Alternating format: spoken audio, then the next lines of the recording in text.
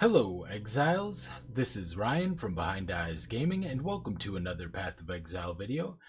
In today's video, I'm going to talk about kind of my thoughts on Melee currently, what I've been doing the last few days, which has been Ruthless, and just go over my character, all my thoughts of that. Sorry, it's been a little while, but I had a pretty crazy start of the year. We found a gas leak in our house and had to have like people come in from the city, turn off our like heating and stuff, do a pressure check on our pipes, all sorts of stuff like that. Found some more leaks. Apparently, there might be 7 or so leaks, but it's not really clear. It's not fully fixed yet, but we're working on that. I was kind of hoping to wait for them to come and leave today, but they haven't done so yet. So yeah, I decided it's time to film a video. It's been a while, and yeah, I haven't been doing anything like that's too time consuming because there's a lot of other stuff going on, but I have just been casually playing Ruthless, and this is one of my 2 Juggernauts. I have one level 83 Juggernaut that is a Frostblade's 2-handed sword accuracy stacking Juggernaut, and then I have this character which is a Boneshatter Juggernaut, which I basically made because I just happened to drop like brutality, melee physical damage, and pride, and herald of purity. So I got a lot of stuff that kind of pointed me in that direction. That's why this is play what you get, BEG. BEG Behind Eyes Gaming, of course. And yeah, it's been an interesting little experiment, I guess. I kind of like the item scarcity myself, so but yeah, I'm just gonna go ahead. I don't even know if it's worth doing like a demonstration. I'll just do my current map completion is 64 out of 115. It's really hard to progress here. I have done a few red maps, as you can see. I have 3 completed, and I currently have 1 lair. But my Atlas tree I'll show afterwards, but I'm basically taking a break from advancing and trying a little bit of a strategy to accumulate some resources, and I'll talk about that. But I guess I'll do, since I got rid of a lot of my map sustain for the higher tier map chance, I'll probably just do like something I have a decent amount of, so I'll just do like a tier 7 frozen cabins. And yeah, I'll just keep that in. Obviously can't really elk and go. This is cannot be stunned, which is not super great for me. Okay, these are also not great mods for me, but that's okay. I can deal with this. So I'll do a little bit less damage. So what I'm going to do is I'm actually running a stun support, but I'll switch that over for shockwave to make up for the damage loss. So this is a stun 2-handed mace bone shatter build, and I am taking a decent amount of stun duration and reduced stun threshold. The reason I decided to do this is so that I could actually do the leak mechanic for this, the Sanctum, which I have now successfully completed a Sanctum. It was only a level 73 Sanctum final boss. I tried doing them at like level 79 and stuff, and I'm not quite there yet. But yeah, it is been a pretty interesting experience. Bone Shatter is pretty cool because it has these little shock waves that come out when you stun things. Okay, little awkward there, but which kind of increases the area of effect basically. I'm not going to have very big AoE in this because there's a bunch of physical damage reduction.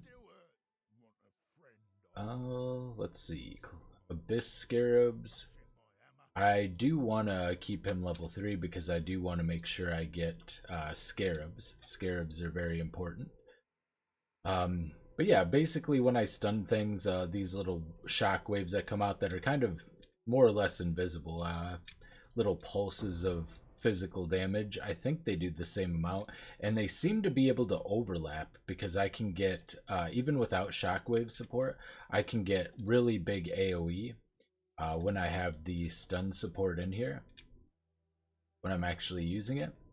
So Yeah, I can basically like full clear pretty much entire screens in a lot of cases with it.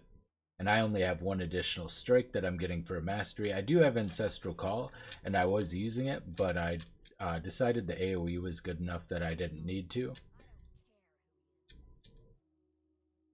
Yeah, and it's going to take a little bit to kill these guys. I do have Crush, so I do have a little bit of a way to mitigate the... I don't really know, like, all of these guys do different things than they do in the base game, and I haven't really looked into all of that yet. I don't know what the optimization is as far as what to set up. But yeah, you do want to pick up rares. As you can see, the loot drops are pretty scarce, but I do have some tips, so I am going to give some general tips for Ruthless. There's a way to get, you know, a lot of rares. There's some really easy ways that are pretty much entry level end game to get a lot of rares. I mean, you'll have to still truck through the campaign, which took me quite a while. The first time getting through the campaign took me like 11 hours to get through just the campaign. And most of that had to be on a 2 link until I was on a 1 link until Act 4, where I dropped on my Frostblades character added cold damage, which was my first usable link. And then I also got melee damage, and considering I'm scaling physical that's converted to cold, that worked out, or melee physical damage, that worked out pretty fine as a 3rd link. And my 4th link that I got that was usable through the vendor recipe, where you trade 3 supports of the same color to get a new one at random. Oh, don't want that. I don't have very much chaos resistance, so I'm very averse to chaos. I did craft a decent, so I have negative 22 chaos resistance at the moment. This is kind of a lower tier map, so it might not have done that much. Brine King Touch. It can't even drop loot, so I don't even know I'm sitting here killing this. Just go through the end and get that. But yeah, as you can see, when things are grouped together, the clear is really, really nice on this. And because of the pulses, you can one-shot rares pretty easily if they're like in with other things. So gambling with boot properties, I don't really know what that does. And Riker is, it's hard to say. I'm just going to go ahead and interrogate him for now. Hillock moves to research. So he's got the Abyss Scarabs. I kind of want to see what they do. So let's see. Belt properties. That might be more useful. And Torment Scarabs. Probably not that much better. But yeah, map clear is a little slow because you lack movement skills, which is probably the biggest thing as far as Ruthless, the lack of movement skills. And Quicksilver flasks only have a 2-second base duration. So mine at full quality has 2.4 per seconds of movement speed. I do have it automated, although I probably shouldn't, so that I can actually use it to get in between packs faster. For most of the game, I was just... oh yeah, I should show my Sanctum setup. I have a pretty good Sanctum setup, which is why I was able to beat it. This gives inspiration when you receive an affliction. I have 2 of these, so I get 103 inspiration when I receive an affliction. This gives... I have 2 that give inspiration at the start of each floor. And also guards impact reduced resolve, which is really big, 9% total. And then this one's just Aureus coins at the start, chance to drop double. Basically, it's kind of just a filler. But yeah, this is pretty nice. And max resolve when you kill a boss helps kind of offset the you know, using the different methods to lower, I guess, to lower our resolve in order to gain boons. So that's kind of nice too. So I do have really nice artifacts. I did not start doing I didn't start actually doing the sanctums until like probably Act 8 on my first character, and then I didn't do them at all until maps with this character because, well, they you don't have the option anymore of getting uh, a of getting currency items immediately. You only have the option of getting them at a later time. Also, like you'll see gavels on the floor. I pick up any superior gavels that already have a decent amount of quality on them, so I don't have to use as many whetstones.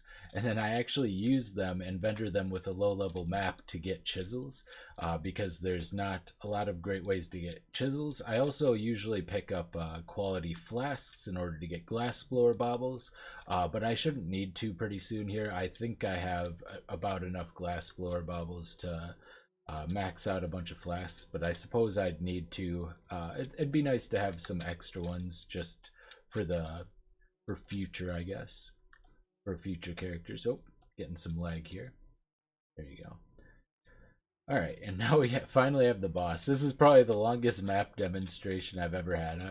This is the first time I've ever had to do a map without any kind of movement skill. There you go.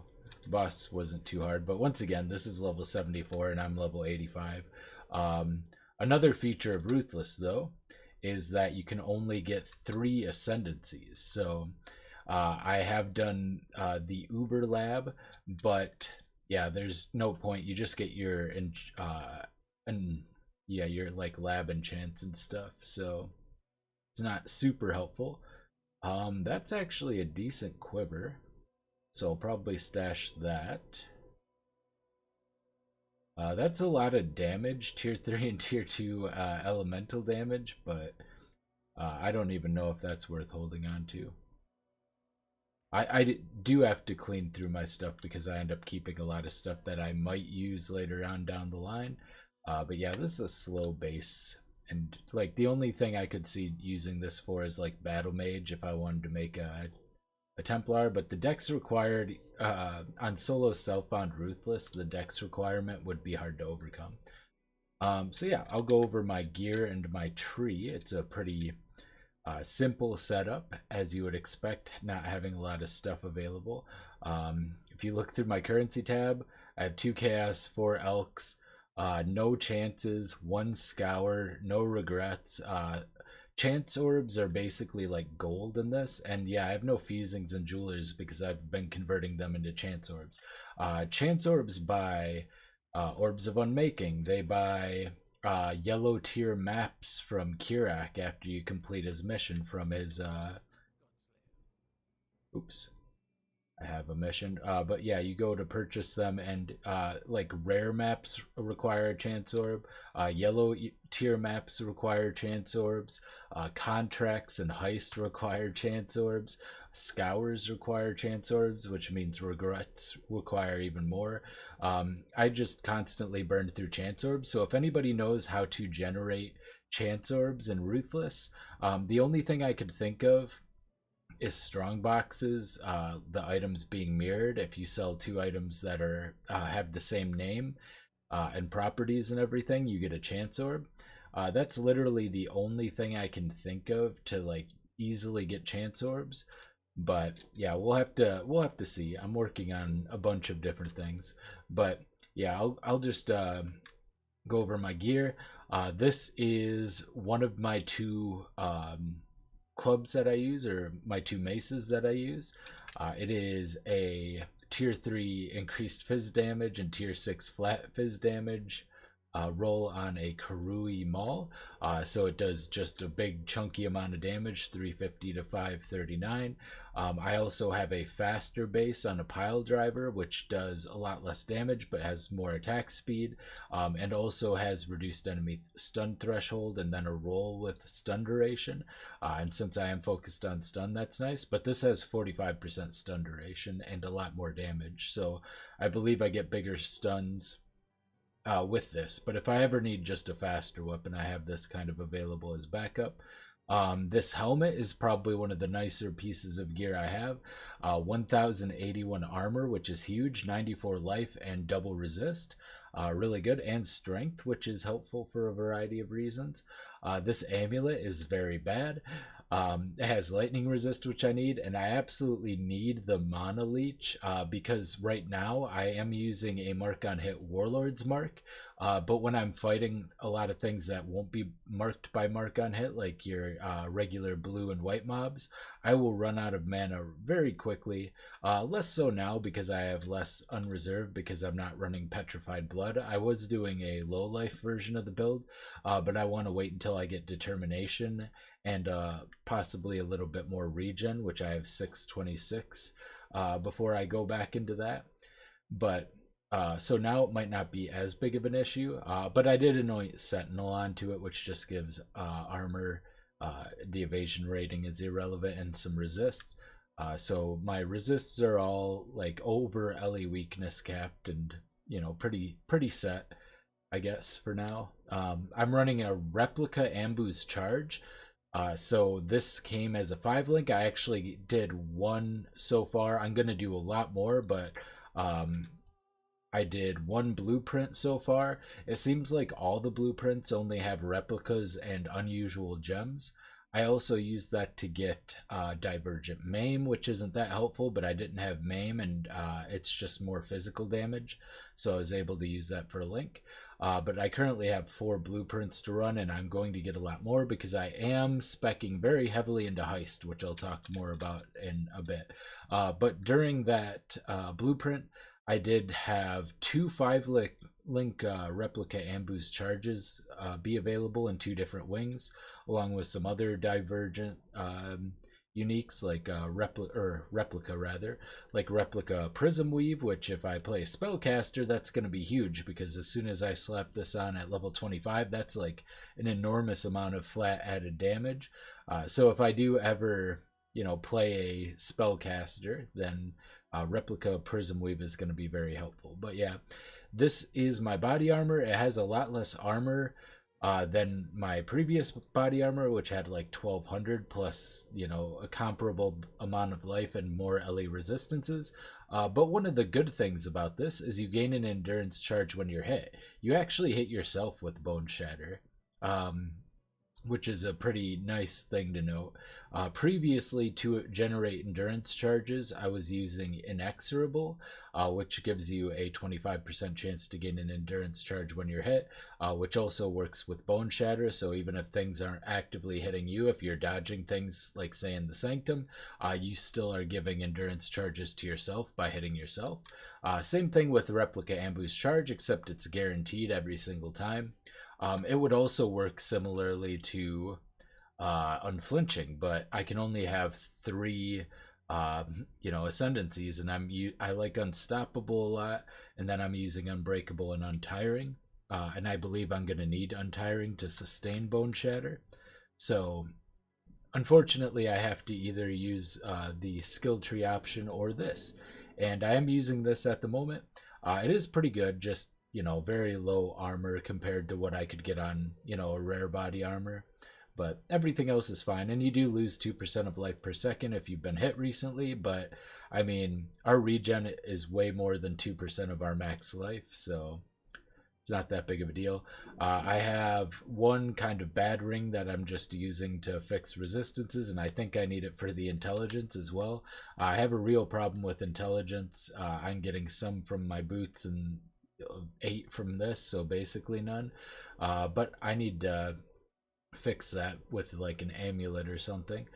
Get maybe a rare amulet with more intelligence and also life leech. This other ring I have, I actually crafted. It's a level 80 amethyst ring that I had drop, and I just went ahead and used an alchemy on it, and then I didn't get anything good, so I used chaos on it, and this came up. So lots of resistance, and most importantly chaos resistance. So 14 all res, 40 fire res, 44 life, which is kind of low, 57 mana, which is actually surprisingly kind of helpful, and might be more so when I transition back into low life. So that's pretty nice. I got these gloves very early on, And they're pretty good. They have a decent chunk of armor, being Goliath gauntlets and having a small increased armor roll. Not an insane amount or anything, but they're kind of nice. 15% life regeneration rate is pretty huge. Helps sustain like my leech and my regen, and then double resistances. Belt of the Deceiver, I got this. Prior to this, I was using a different belt. I don't know where I put it, but yeah, I had a different belt that was just like life, and it actually was a had like reduced stun threshold and stuff on it too. So it was kind of nice. But intimidate's huge. Physical damage is great. Like everything on this is just super good. Obviously, it has very low life. In fact, I have a min life roll. The rolls, except for the physical damage, are all just abysmal, but even a perfectly rolled one would probably be outclassed eventually, but for now, Intimidate's incredibly helpful. Boots are 25% movement speed and 77 life. I haven't gotten anything really better than this. I might have gotten maybe a pair or two, but I need the intelligence. So that's kind of how it is. And these have reduced amount of cost of skills if you've been hit recently. Once again, we hit ourselves, so that's pretty huge. And then I found out, even though there are no instilling orbs, beast crafting actually crafts your flasks with, like, used when you hit a rare unique enemy, if not already in effect. Also, this has attack speed on it, so this is a nice DPS sulfur flask. I need to finish qualitying it at some point, but overall, I'm pretty happy with this. This one I just have used when it's full. Immunity to poison, which is helpful because my chaos resist isn't that high. I should probably this has less duration and reduced duration. Actually, that's really bad. I'm gonna go ahead. That's just terrible. uh, yeah, let's get literally almost anything else. I probably shouldn't be using.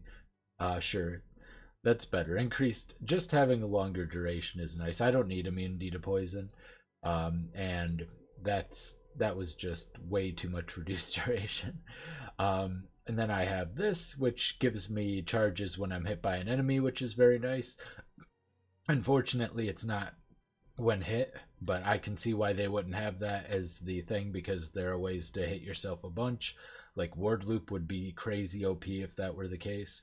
And then it has additional movement speed, so 47 movement speed. I have a mana flask because I did need it. I don't really anymore because of this amulet, so I'll probably swap this out at some point. Skill tree is just, it's really basic. Life, armor, regen, two-handed stuff.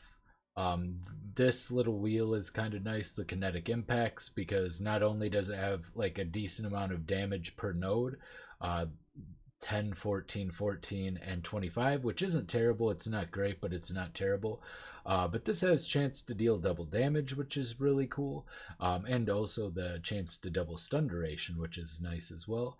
We have the Leech two-hander. I have more stun duration with two hands on this. I did have increased damage with hits against rare and unique enemies, but my damage is fine now.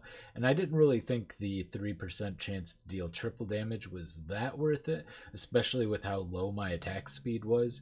I didn't think it'd be proccing very often. Got the two-handed stuff here with Destroyer, the regen, and melee strike range. I also have melee strike range and AoE, which is double helpful for Boneshatter for warrior training. So this is like a pure utility point right here. Art of the Gladiator for numerous reasons.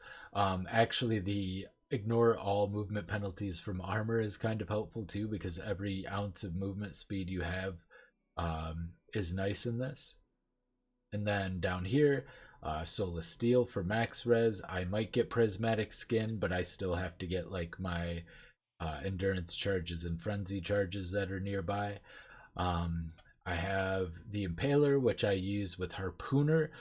So that means I only have 30% chance to impale, but that doesn't matter too much because when we impale 4 additional times, so we go up to the max 5 impales. And then for 4 seconds after you impale an enemy, they can't be impaled again anyway. So yeah, having like, you don't need anywhere near max impale chance if you're running Impaler.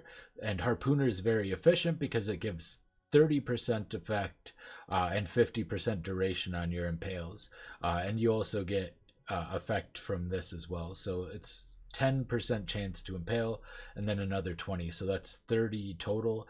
And then a total of 40% impale. Which means each impale is 14% physical damage, and then all 5 of them get put on at once.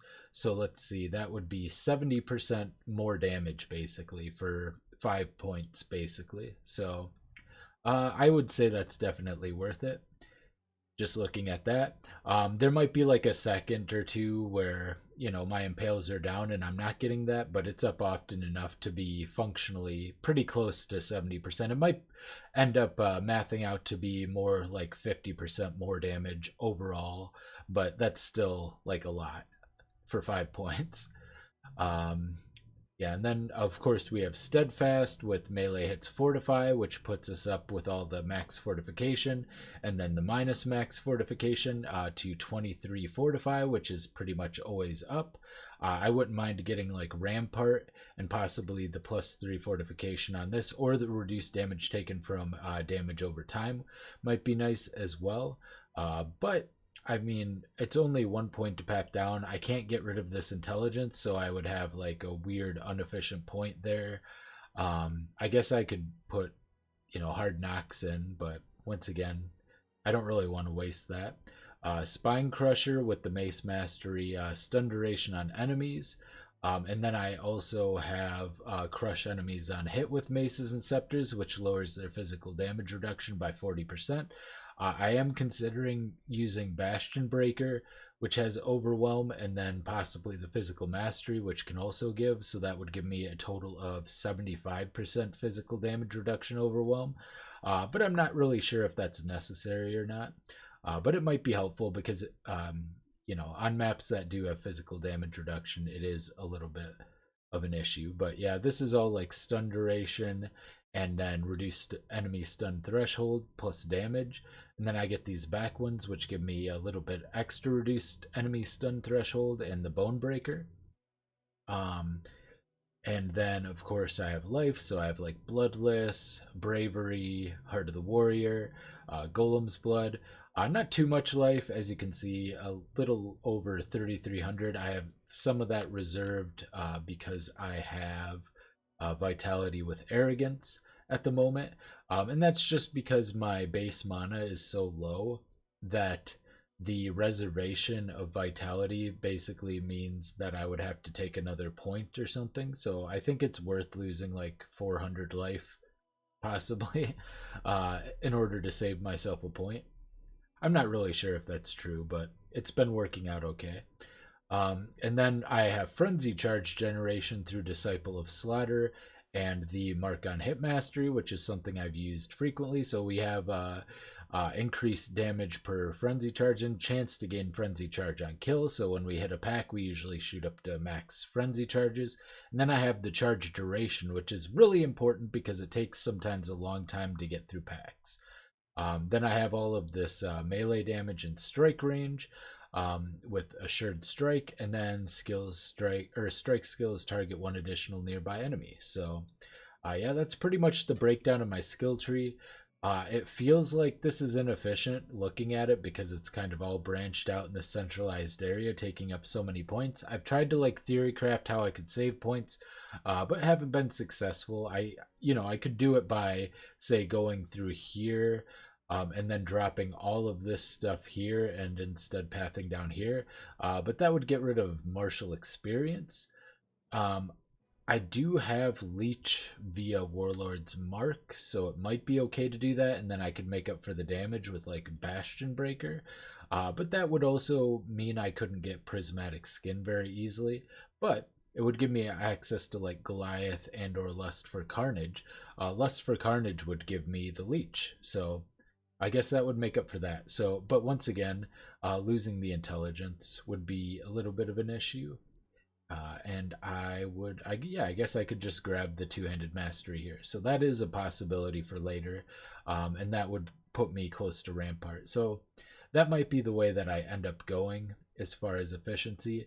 I do need to still path through here because I am going to have to get inexorable at some point, so there's no option to like cut. And actually, I would only save 1 point going that way anyway if I, like, say I went through this way. So yeah. So yeah, my current skill tree setup is to block everything except for heist, and I'm currently in the process of, as I get chance orbs, getting rid of my map sustain stuff and putting it all into the heist stuff. Once I have that, I will have plus, I think I'm just missing 2 more, 475% increased chance to contain a smuggler's cache.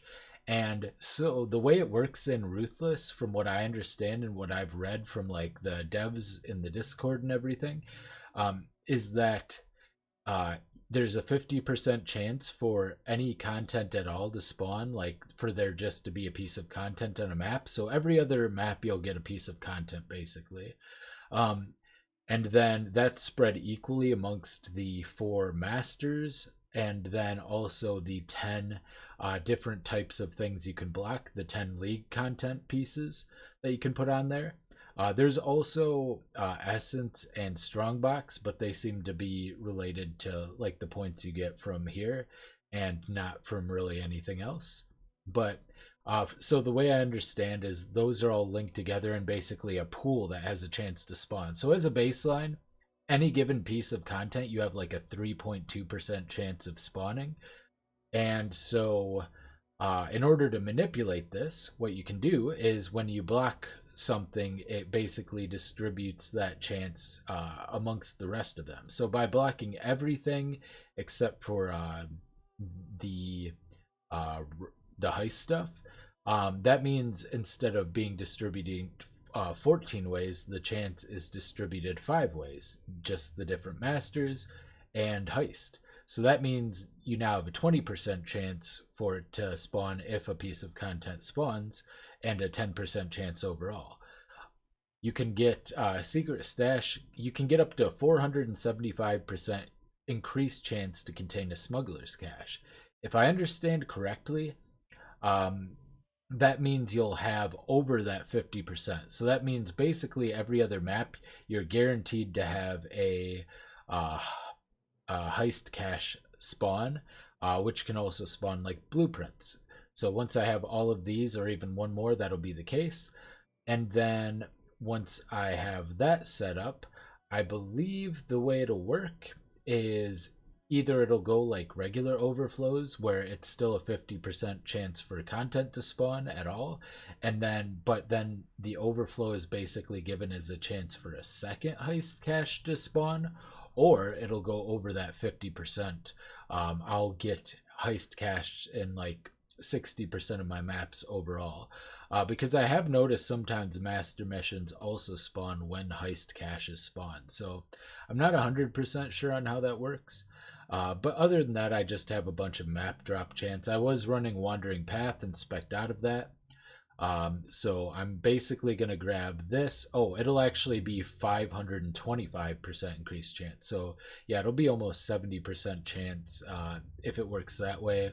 Or it'll be a 50% chance and then like a 20% chance for a second one to drop. I'm not really sure how that'll work, but I guess, yeah, we'll find out basically. The reason I'm doing this is because you have 3 wings per blueprint, and blueprints drop from the contracts and seem to drop fairly often from the caches as well, because I've gotten 5 of them already so far. So it seems to be pretty often that you get blueprints. So I want to run a bunch of blueprints, and I should be able to use that to generate alchemies, gem cutters, prisms, basically every skill that I want, and a bunch of replica uniques. So there are some specific replica uniques I'm looking for. Specifically Kongor's replica, Kongor's Undying Rage, I believe. It's a 2-handed mace, and it is quite strong, and I think it would be just a really nice mace to have. And I would probably be able to use that to, you know, get up to like my tier 16s and stuff. And then there's another body armor I'd like. There's a bunch of replica jewelry that would be good to drop. There's just a bunch of replicas that would be really nice, and I can just kind of, if I don't need them, I can just sell them for alchemy shards, because they seem to sell for a decent amount, as far as like, if I'll place it to trade. Oh, right. This is just going to give me this. But yeah, they do seem to sell for like an okay amount of alchemy shards. I think in between 1 and 3, which isn't going to be the most efficient. But also, as you can see, because I got 2 6-socket 5-link replica ambush charges, I can actually, if I need to do it that way, and assuming two-handed items also have a chance of rolling 5 or 6-link and 6-socket, I can use those to generate more jewelers, which is more fusings, which is chance orbs, which I need. So basically, I'm just going to use it as a huge get everything I need, and also generate a lot of very important pieces of currency, which are going to be chance orbs, fusings, alchemies, and gem cutters prisms.